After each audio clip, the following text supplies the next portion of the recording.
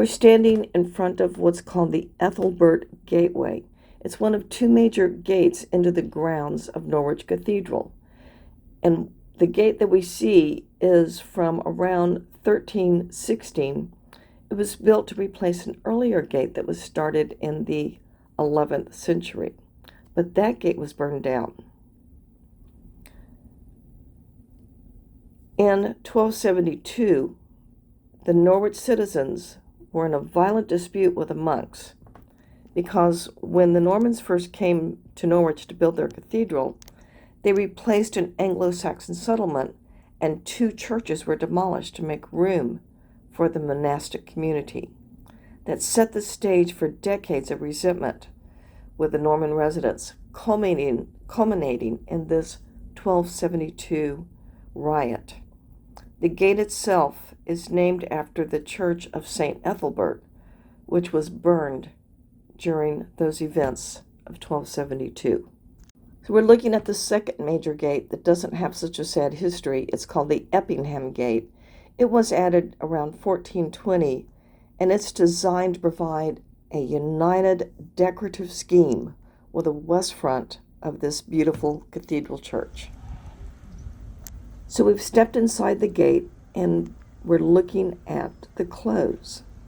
Besides being home to around 50 monks, Norwich Cathedral was, when it was a monastery, was the largest employer of the citizens, and it had about 150 employees who helped with everything from the bakery to the infirmary to the kitchens to the barge house. And this was the largest monastic close in England. It took up 1/10 of the medieval city. We're looking at the west front of Norwich, and the church is dedicated to the Holy and Undivided Trinity. Looking at the front entry, you might notice that the same thing happened here as what happened at Peterborough Cathedral, that they added a new section to that center entry, and you can tell that architecture is pretty different. The spire was blown down in 1362, and then in 1463 it was struck by lightning, causing a fire, and in 1480 they finally added a new spire that we see today. And all this trouble with the spire greatly affected the architecture on the inside. It's mostly a Norman church in architecture, but that trouble with the spire caused it to have a very different third level. But before we go inside, let's take a look at these two statues. They're modern statues, actually, in the front entryway. This was established as a Benedictine monastery, and Benedict was an Italian monk who lived from 480 to around 550. And most of the monks at the time were hermits, but they came together to create communities of worship and mutual support, and they needed some guidance. So Benedict created what's known as the Rules of St. Benedict. In this particular statue, he's putting this is St. Benedict, and he's putting his finger to his lip to urge silence as one enters the cathedral. This statue was put to commemorate the 900th anniversary of the cathedral's foundation.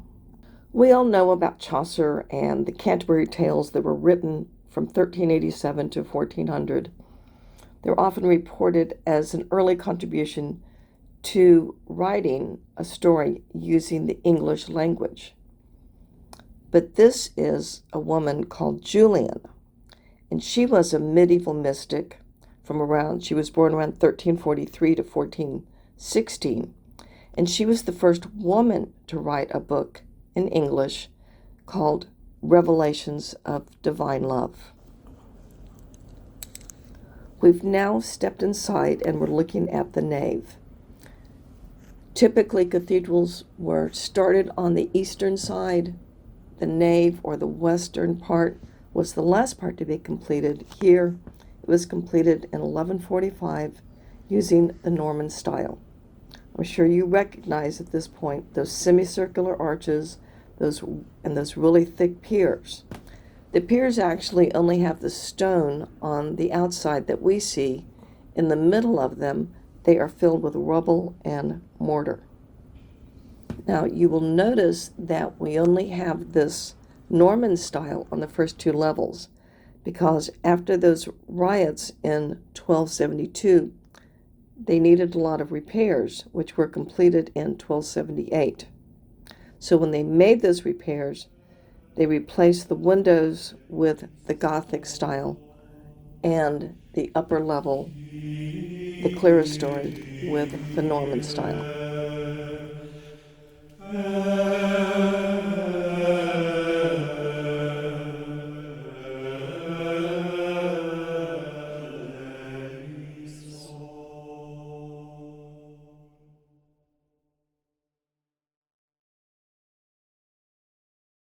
So here's a still photo of the nave. We can see the organ that's sitting on the screen in front of us.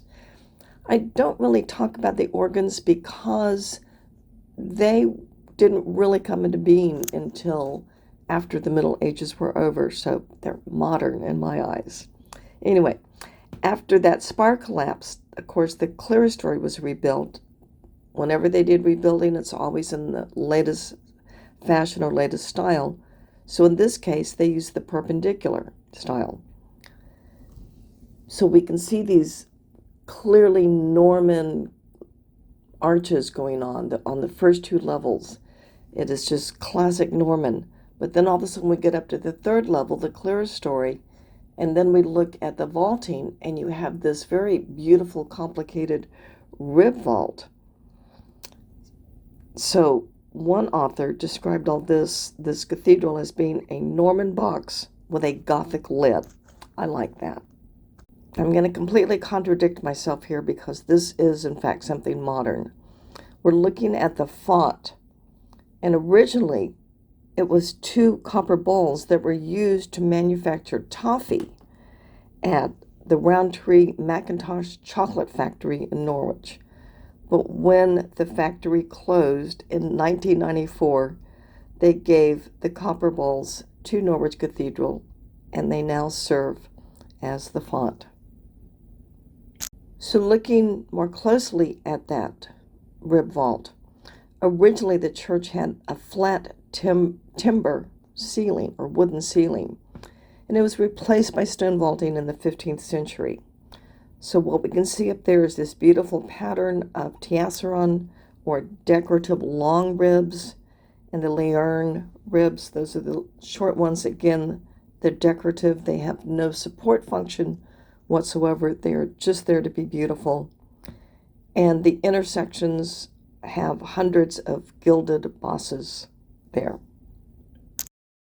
We're looking more closely at the east end here. It's in an apse shape, that's APSE, meaning that it's semicircular. Behind it, there's what we call an ambulatory or a walkway. That's how you can access those apse chapels. And we can see the high altar and then the bishop's throne, or what we call the cathedra, that is behind the high altar. It's actually unusual in England to have an apse east end. Most have been remodeled to have those large, flat east ends with the great big windows like we saw in York. And this is another situation where we can clearly see the Norman architecture on the first two levels, and then on the top level, the clerestory, we see those beautiful Gothic windows in a perpendicular style. Let's look more closely at the bishop's throne, which we call a cathedra.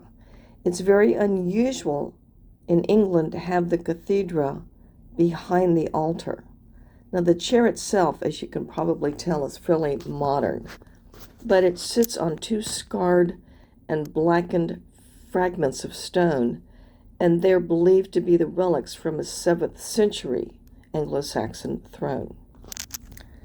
The position of the cathedra behind the high altar links it to the ancient Roman basilicas that became the first public Christian churches and the chairs were in the apse. And this is believed to be the only cathedral north of the Alps that has retained its cathedra in this ancient basilican position.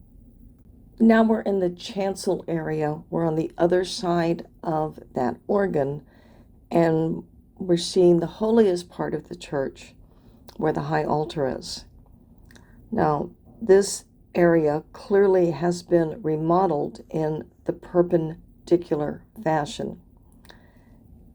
One thing I thought was interesting is that the remodeling was funded by the Boleyn family. And yes, we're talking about that family of Anne Boleyn, who was the second wife of Henry VIII. We're still in the chancel area, and we're looking at the lectern. More commonly, you will see the lectern in the shape of an eagle, and that was the symbol of St. John the Evangelist. There's this symbolic connection between the eagle and the Bible that is resting on it.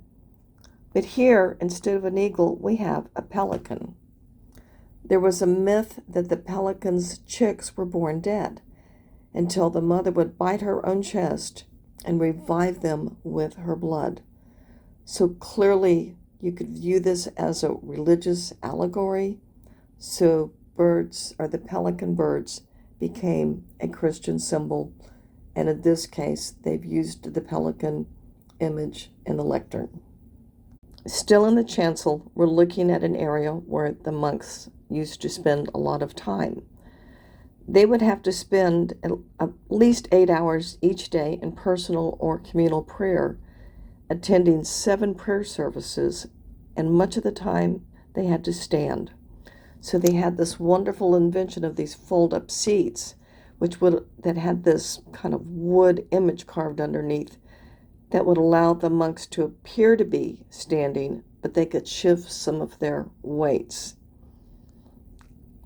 They were called misericords, or mercy seats. We're looking at a wall painting. The stone walls and the vaults would have been richly and beautifully painted. They haven't, for the most part, survived very well, but we can still see a little bit here. We're in the north transept, and we're looking at what was called the prior's door. What's interesting about it is within this big, massive building of Norman architecture, there's this interesting nod to some Anglo-Saxon architectural elements. We see the triangular arches. Now, these are not the Gothic point. These are just 2 slabs of wood, or in this case stone, that are slung next to each other. And then there's a beast head that's devouring a victim. We're thinking that this was a message of the Norman architects, that they are superseding any sort of Anglo-Saxon power or imagery. We're looking at what is called a reredos, which is an altarpiece that is actually behind the altar elements. It is from around 1380, and it is called the dispenser reredos. It's thought to be the only surviving medieval painted altarpiece with scenes from Christ's Passion. It's therefore considered the cathedral's most important work of art. But it has a bit of an interesting story. It was commissioned by Henry Dispenser, who was the Bishop of Norwich in the 14th century. But during the English Reformation period in the 16th century, it was actually converted to become a table. It was kept in an upper room, and fortunately they decided to use the back of the painting as the top of the table. So therefore the painting survived. It was rediscovered in 1847. If you arrive at the cathedral in the afternoon, this is one of the first things you will notice is this dramatic light that's coming in. It's actually going through a stained glass window made in 2014 by the abstract expressionist artist named John McLean. The stained glass is all right to look at, depends on one's taste, but what I do love is this dramatic lighting that comes from it, paying homage to the Gothic intent of the beauty of light in a cathedral and the divinity of light. We're ending up our visit to Norwich with a beautiful view of these cloisters. The cloister, of course, is where the monks would walk around, they would study, they would talk with each other, they would pray, and this is considered to be the second largest cloister in England and the largest monastic cloister. As you look around, you'll notice that the styles of the tracery in the stone are quite different. It's because it was begun in 1297, but it wasn't finished until 1430. The Black Death certainly interrupted the construction of it. So that's why you see all the different tracery styles. Now, with this video and with Norwich, we end the middle leg of my cathedral adventure. So next week, back to France. We're looking at French Gothic, and I want to thank everybody if you're still listening to all of this and looking at these photos.